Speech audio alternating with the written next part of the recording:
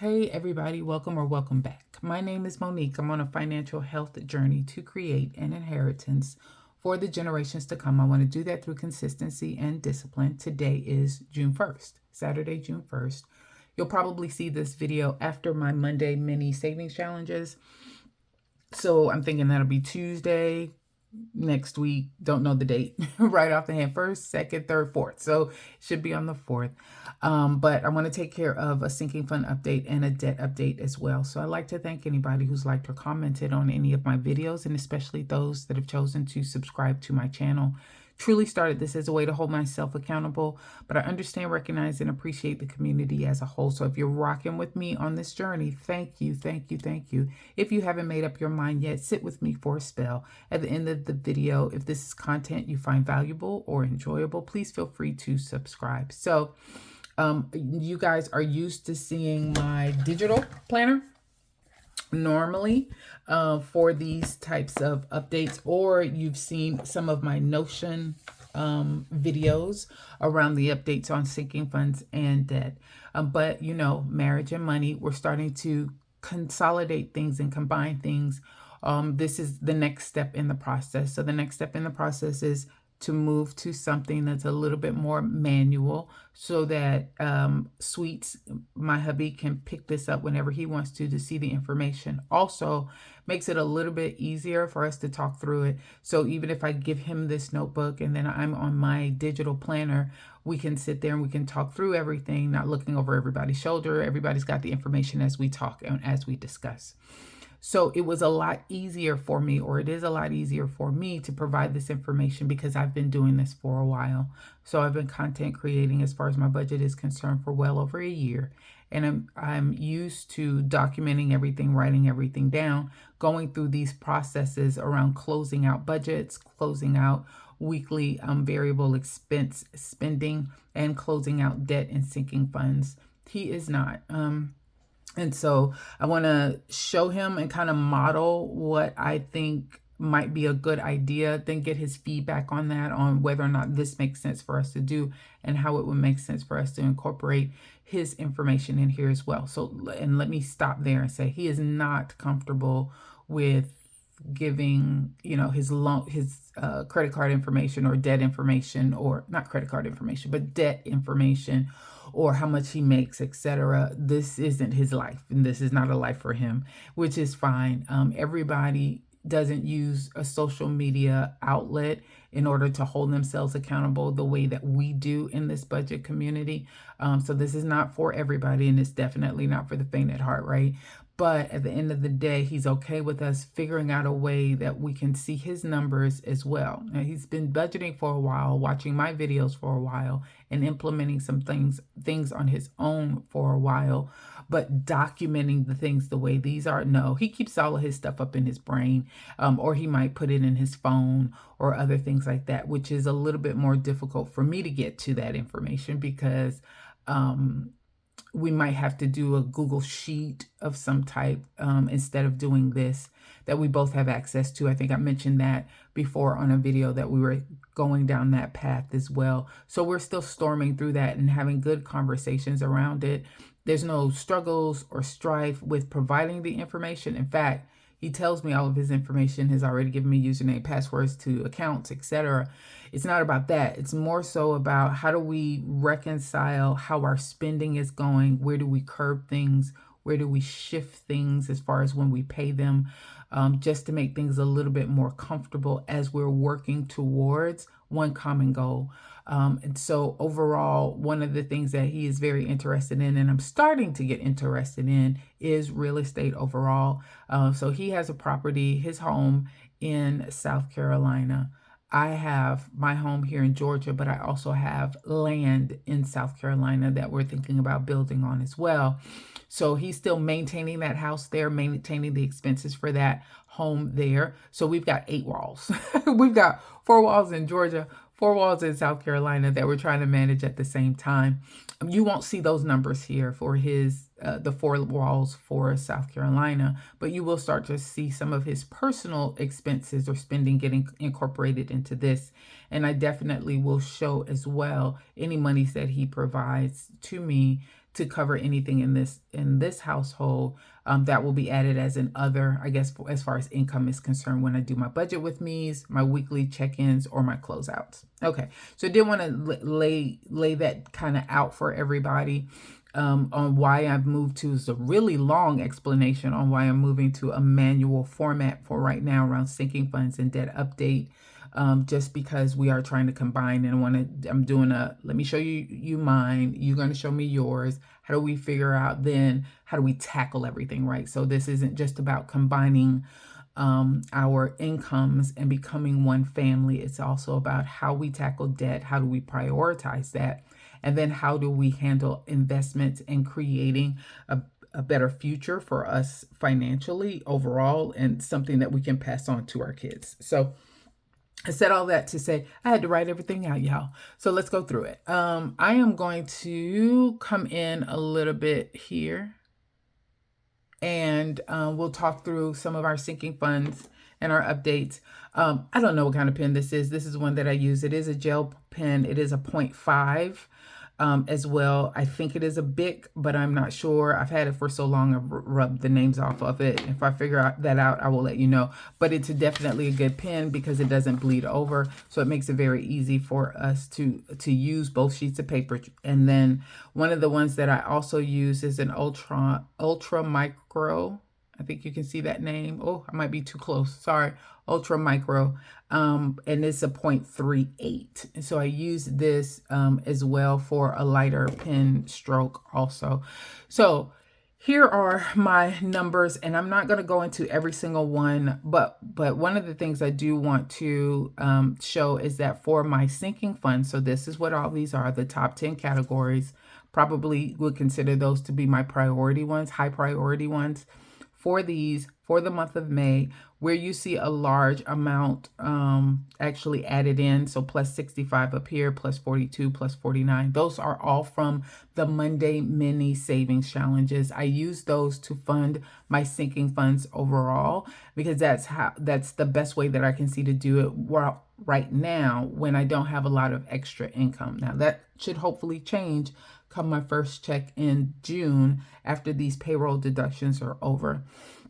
But that is where I'm getting these plus amounts from, and then where I need to spend money as well. And so then I've recorded my balances. I think the biggest spend that I had is that I did pull from my emergency on yesterday, May 31st, to cover the cost of my property insurance for June. When I worked out my budget with me, it did show that I should be able to cover that expense within the money that I already had in the bank account, but it would leave me with $3 or $4 as a buffer, and I didn't feel comfortable with that. So I went ahead and pulled it from emergency, and we'll have to make a plan to make sure that we're paying that back. Then we move to the family binder, and the amounts that you see here, again, most of these were funded based on, except for Corinne. Corinne's is pretty much funded by her dad. But like this family vacay that you see, or these amounts that you see, just where I have money, I've been able to squirrel that away and put that in there. You'll notice probably that the largest expense that you see here is that Corinne is at 0. And that's because that money that we saved was mainly around getting everything together, like giving her money to shop for some clothes and toiletries, etc., in preparation for her trip to New York, which she is currently on. I have not added any numbers together, and I may just go ahead and do that so that we can see on hand how much money I have in savings with all of my sinking funds together. So let me go ahead. I will do that. So 185, 426, 132, 43, 210, 102, 699, 41, 118, 75 equals. So in my high priority sinking funds, I have $2,031 saved. As far as the family binder is concerned, 49, 80, and 127. I have $356 saved for that one. We'll come back and add all of those together. So next are is my personal binder that I have. And so for my personal binder, as you see here, again, I am saving that money up using some mini challenges, or then when I have some extra money, I'm putting it towards there. You'll notice several larger purchases here using the funds from my personal envelope or personal binder, just because I needed to buy some clothes. I went out with some friends and I bought a Baddies and budget book for me to use going forward as we are combining our expenses and our finances. So let's add this together. 15, 30 as far as my balances are concerned. 5, 37, 79, and 20 equals $281 overall. I've got saved in my personal binder. And then the new binder that I started, which is my everyday variable expenses, I haven't really figured out how I'm going to track the pluses and minuses for that. They're already tracked on our weekly budget check-in. And so I may just leave it there and leave it alone and just give a start and an end for these. But this was my first month starting this. And so here are my final numbers on what I have in those envelopes as of today. So let's write all of that out. And that is $216 total. Remember, we're trying to beef these envelopes up so that we can pull from those as needed, either he or I, just depending on the need. So $216 on the variable binder. My personal binder has $281. Dang, I hit the 3 instead. So $216 plus $281 plus family binder has $356, and then plus sinking funds has $20.31 equals. So total on hand, $2,884 is what I have as far as my binders and envelopes are concerned. Now that does not include the mini savings challenge ones that I have, the buffer amounts that I have in my account, etc. A few other things as well. But yes, that's where we are at right now, $2,884. Okay. Next, we will talk through our May update as far as debt is concerned. So I did write out all of this out. Usually you would have seen this, excuse me, in Notion. But let's go ahead and get into it. So I am trying to hide a little bit of it, and then when we get towards the end, we'll tally it all up. So Best Buy, I am still about a year in now, and I've not used that card. Yay! I did leave the amount open because having that open available credit is definitely helping my credit utilization, which is, of course, helping my credit score. Rooms to Go is the same way. Now, that's been about 6 months that's been at a zero amount, and we've been able to maintain that, although I think that this one is going to change because we have to change some things up in our home. And one of the office rooms, my office, is now going to be a bedroom, kind of, sort of. So with that, I think we will have to make a furniture purchase. But my hope is that we'll have some of these other things taken care of before we have to go that route, and that we will be able to have another 0% interest for 12 months like we did before. So we shall see. Ally credit card is at a 0% interest, so I made the minimum payment, and I still owe $351.68.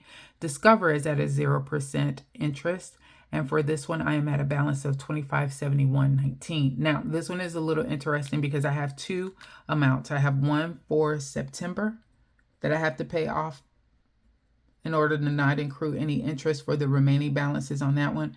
I also had another 0% transfer for December. So I'm tracking two different dates. The bulk of it is the December one. I believe I'll be able to, once everything gets back right as far as my check is concerned, and I've gotten rid of this payroll deduction, I should be able to meet this September one if I can put around $300 a month, maybe $400 a month, basically $200 every paycheck if I factored that out correctly. But we'll talk about that more starting the first paycheck in June, when things start to right themselves as far as my pay is concerned. And then we'll go from there. But my hope is to pay both of these off by December, And my hope is we can hold off until then before we have to use anything with rooms to go. We shall see. For Kohl's, I started with $24.88. I did have a charge there for $113.87. I talked about this on a previous video. I went ahead and made a payment of $114. I had the cash, but I wanted to get the 30% off, and I had to use my charge card to do that. So I did. I made the $114 payment to cover that cost. I did not make the minimum payment on this one, though. I was holding on to some more money because May was shaping up to be a little bit more expensive than I thought because I had to travel a couple of times. And so I'm trying to, I need to make that up. So my amount between my start balance and my end balance did increase for Kohl's. Next is Green Sky, made the minimum payment there. Student loans A and B, made the minimum payment for both of those. I made the minimum payment for my auto at $503, and I made the minimum payment of $715 for my mortgage. Now, I might start to write this out a little differently. In Notion, I was able to set up a formula so that it was calculating exactly how much my principal was compared to the amount that I paid. So although my Green Sky, I paid $89.75, you know, the principal amount that I actually made a payment on may have only been $35, for example. So I don't have those numbers on this one. Just writing it out manually, I was just trying to get us a head start. I think Sweets is less concerned about interest versus principal. I am more concerned about that than him. He just wanted to understand the ending balances for the debt that I have, and I'm trying to understand the ending balances that he has for his debt as well. So let's look at what I owe in total debt. Now, you guys might remember, if not, I'll just let you know that I am looking at my consumer debt only, and I don't consider my mortgage my consumer debt just because I don't have any plans of paying that off. Like, it's not something that I plan on aggressively trying to get rid of. So we're just going to add everything up and take that mortgage out. So that is 35168 plus 257119 plus 254925 plus 5508.32 plus 2844.45 plus 8589.93 plus 25,552.83 equals. So my debt is $47,900. Let's write that out. $47,967.65. And we'll keep doing that every month to figure out what the total amount is for that. So I'm going to zoom back out again. Hopefully that wasn't too difficult. I'll look at this video, and if I need to make it again because I was out of frame, then I will. But that is my May debt update. My consumer debt is $47,967.65. Pretty much made the minimum payment for everything, but I did see an increase a little bit in this than I should have because of this Kohl's. So if I can make a way to either double up on my minimum payments for this next month or send an extra debt payment towards Kohl's, I will. So that is it. My debt is $47,967.65, and my sinking fund total of how much I've saved is $2,884. All right, I think that is it. Thanks everybody for your time. You guys have a good one.